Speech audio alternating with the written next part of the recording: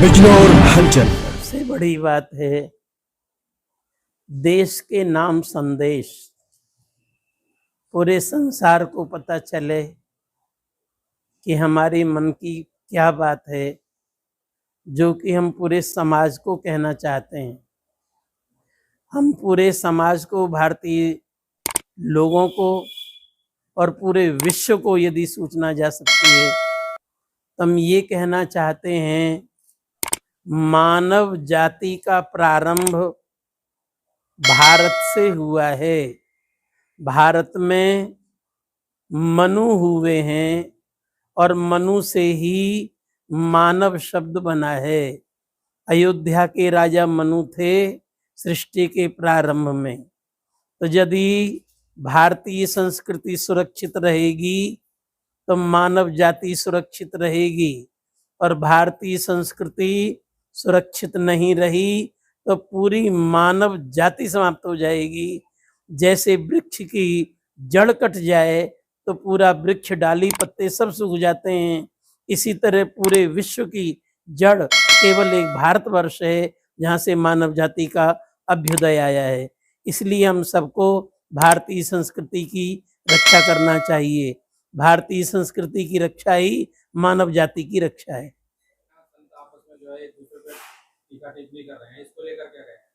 मेरे बंधु, आपने बहुत अच्छी बात पूछी है। भारतवर्ष सचमुच में संत महापुरुषों की देन है। आज यदि औषधि विज्ञान है तो भारत ने ही दिया है सबसे पहले, बाद में और किसी ने सोचा है। आप सब बुद्धिमान हो और चतुर हो।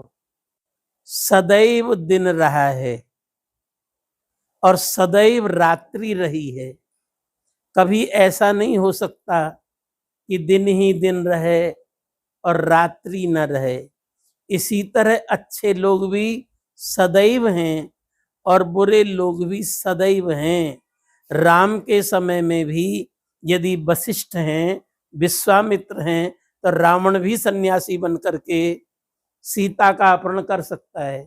काल नेम भी जो है साधु का वेश बना करके हनुमान जी को ठग सकता है। इसी तरह दिन रात सदैव हैं और संत और असंत सदैव हैं और सदैव रहेंगे, पर हमको तो संतों से कार्य है। महाराज जी, हमारे जो प्राचीन इतिहास है उसमें संतों ने राज नहीं किया, मार्गदर्शक बनकर रहे। तो संतों का राजनीति माना या राज करना आपने बात तुमने बहुत अच्छी कही है।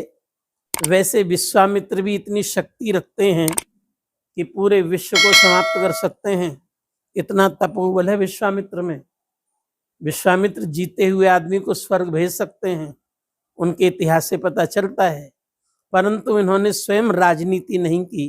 राम और लक्ष्मण को लेकर के आए और उनको अपनी समस्त विद्याएं दी और फिर जो है उनके ही द्वारा दुष्टों का दमन कराया और देश की पूरी राजनीति को बदला। यही बात सत्य है जो आप कह रहे हैं। संत आशीर्वाद दें, यही ठीक है।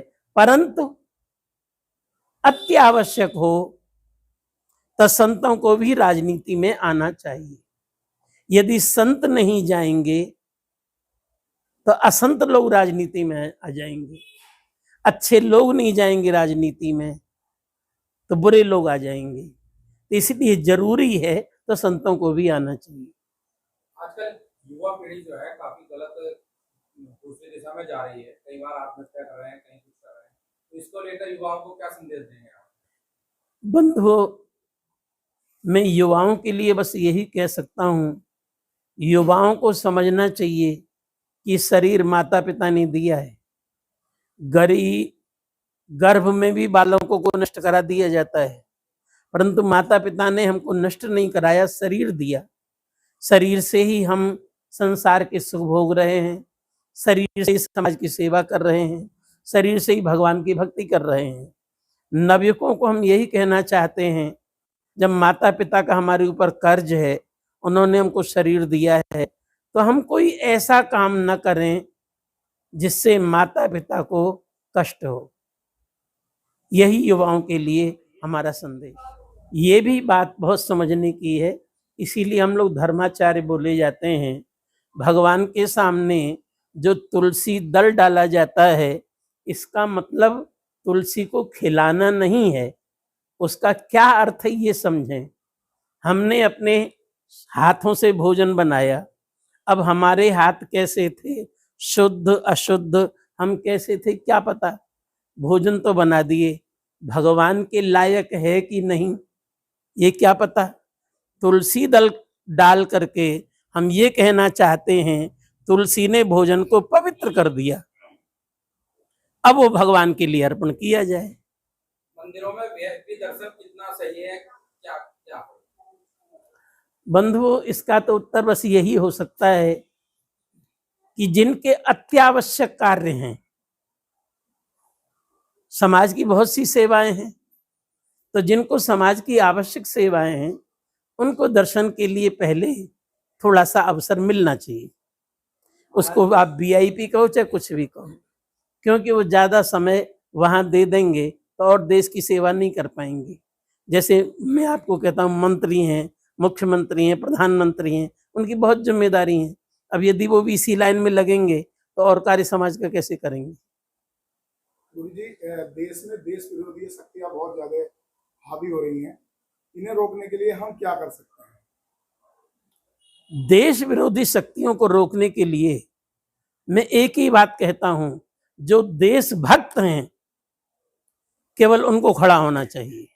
वो आलसी न बने, प्रमादी न बने, तो जो देशद्रोही हैं वो कुछ नहीं बिगाड़ सकते। सूर्योदय न हो ये खराब है, रात्रि तो आएगी, उसको रोका नहीं जा सकता, पर सूर्योदय ना हो ये खराब है। इसीलिए बुद्धिमान जो देशभक्त हैं उनको चुपचाप नहीं बैठना चाहिए।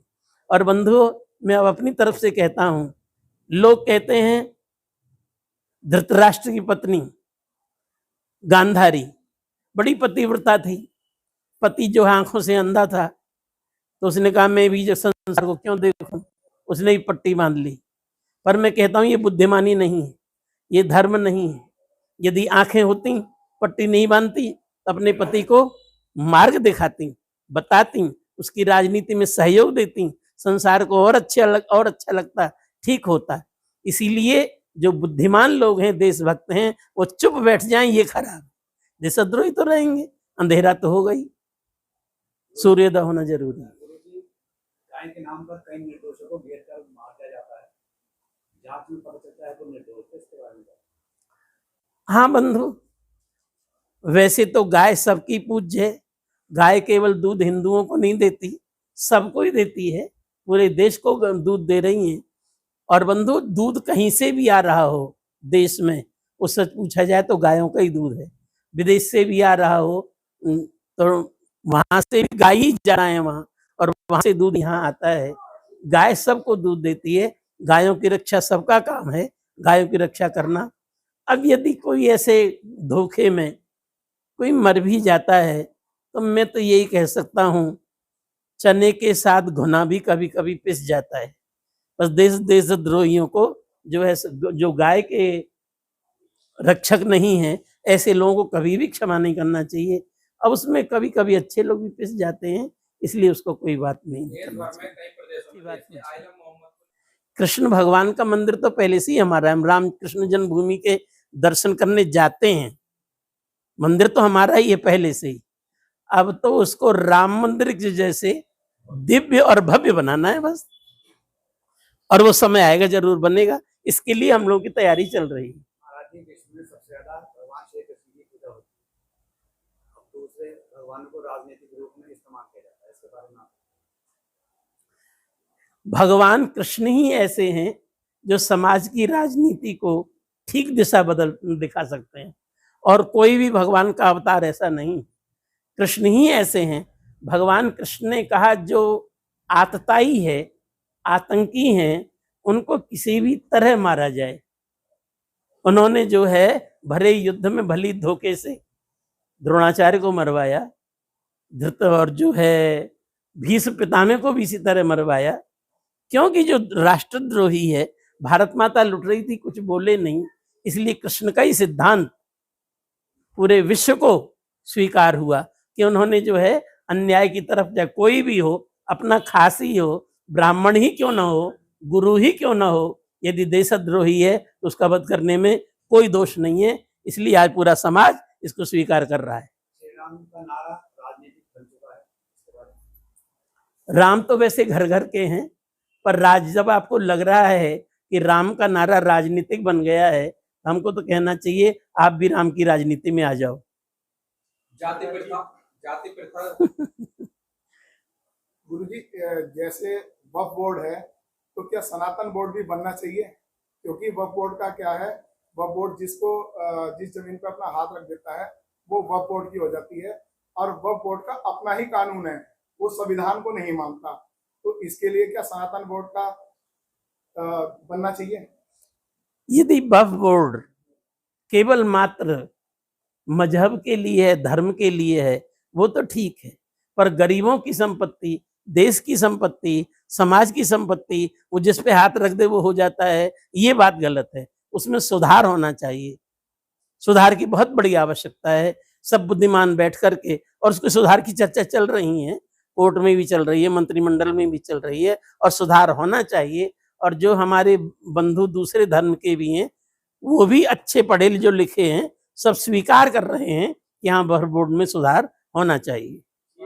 चीफ जस्टिस ऑफ इंडिया पर अभी एक अधिवक्ता ने जूता फेंका, तो इस मामले में लेके चीफ जस्टिस की विपक्ष ने जाति बतानी शुरू कर दी है कि ये दलित हैं, इसलिए इनमें जूता फेंका गया है। और भाजपा जो है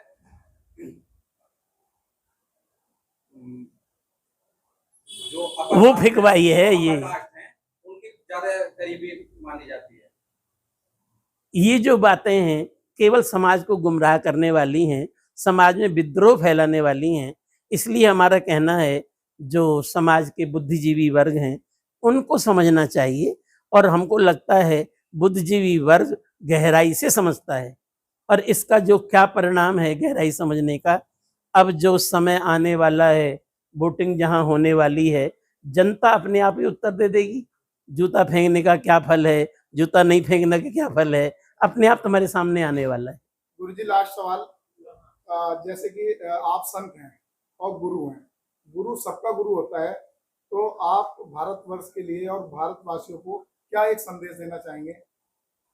मैं भारतवर्ष के लिए यही संदेश देना चाहता हूँ, पूरे विश्व को कोई शांति प्रदान कर सकता है तो भारत कर सकता है, और कोई नहीं कर सकता। और ये समय बहुत जल्दी आने वाला है कि पूरा विश्व युद्ध में उतरेगा, और भारत ही उस समय शांति लाएगा। ये हम संतों की भविष्यवाणी। महाराज जी, एक विषय बहुत गंभीर विषय चल रहा है, वो है लिव इन रिलेशन का, उसके बारे में क्या कहना चाहते हैं? ये तो हमारी बहन बेटियों को केवल धर्म विरुद्ध करना है, ये कोई उनका प्रेम नहीं है, ना कोई वो उनका कोई आपस में शारीरिक संबंध, वो गलत हैं। और इससे जो है हमारी बहन बेटियों में और जो है गलत जो बात जा रही है, उसका परिणाम ये हो रहा है कि जो अच्छे बच्चे हैं फिर ऐसी लड़कियों से विवाह नहीं कर रहे जो इस संबंध से रह रहे हैं, और अच्छे जो लड़कियां हैं वो भी ऐसे पुरुषों से विवाह नहीं कर रही हैं। इसका परिणाम समाज के लिए घातक है, ये अच्छी बात नहीं है। महाराज जी, क्या आप भाजपा सरकार से संतुष्ट है? क्या आप भाजपा सरकार से संतुष्ट है? जैसा सरकार काम कर रही है, क्या आपको लगता है कि कुछ % संतुष्ट हैं? कितने समझे उसमें? आप ये समझिए 50% हम संतुष्ट हैं। क्या सुधार चाहते हैं कि सरकार के अंदर? हम सुधार ये चाहते हैं, सबसे पहली भारतीय संस्कृति गाय के ऊपर प्रधान है। हमारे यहाँ भगवान का नाम गोपाल है, गोविंद है, गोवर्धन है, राधा जी का नाम गोदा है। गाय की रक्षा जिस दिन देश में हो जाएगी, कानून बन जाएगा कि गो हत्या करना भी मानव हत्या है, ये मान लिया जाएगा, उस दिन हम 50% और बढ़ा करके 100% भारत भाजपा से संतुष्ट हो जाएंगे। हिंदू राष्ट्र के बारे में कुछ कहना चाहेंगे? हिंदू राष्ट्र तो आप सब बुद्धिमान हो, पर थोड़ा भारतवर्ष के संत और अच्छे संत जो कि केवल साधना में तल्लीन रहते हैं, उन सबका ही ये कहना है पूरे विश्व को शांति का संदेश केवल भारत ही देगा। और देख रहे हैं सब देशों में युद्ध छिड़े हैं, और वो सब केवल भारत की ओर ही ताक रहे हैं अंदर से।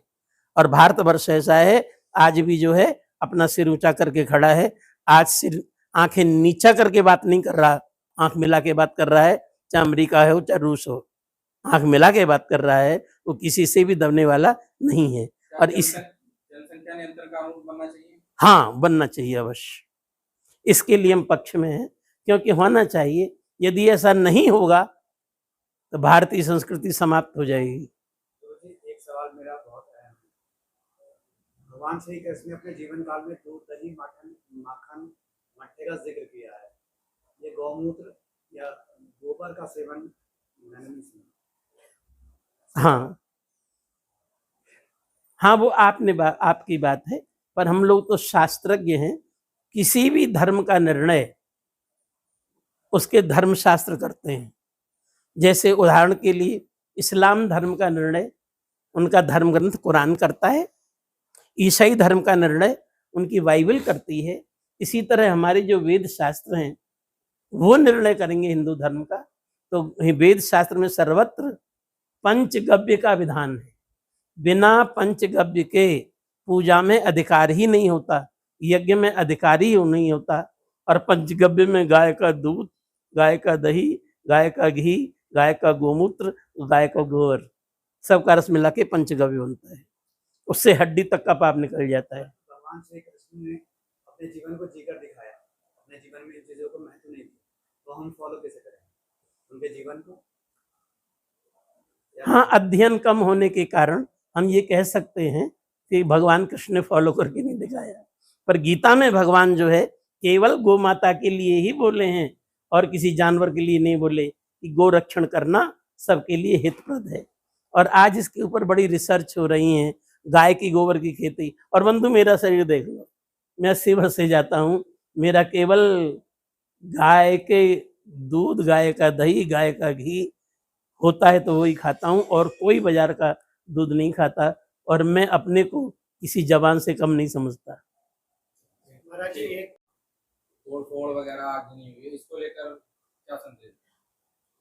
आई लव मोहम्मद का मतलब यही है, मैं मोहम्मद से प्यार करता हूँ, इसमें कोई खराबी नहीं है। परंतु इसको जो है अपना एक दोषद्रोह का पक्ष बना लिया जाए, फिर तो ये भी खराब है, फिर तो हिंदू भी अपने खड़े होंगे। इसलिए ऐसा शब्द ढूंढना जिससे कि राष्ट्र में कलह हो, ऐसा शब्द नहीं ढूंढना चाहिए, भले ही अच्छा हो। आई लव यू लोग कहते हैं, उसने आई लव यू मोहम्मद कह दिया, तो इसमें कोई खराब नहीं है, परंतु इससे कहीं राष्ट्र में विघ्न ना आ जाए, इसलिए जो है मैं इसको खराब मानता हूँ। गुरु जी, देश में लव जिहाद और धर्म परिवर्तन का जो मुद्दा चल रहा है आजकल जोरों शोरों से, इसके लिए आप क्या कहेंगे? हाँ, ये बहुत अनिवार्य विषय है।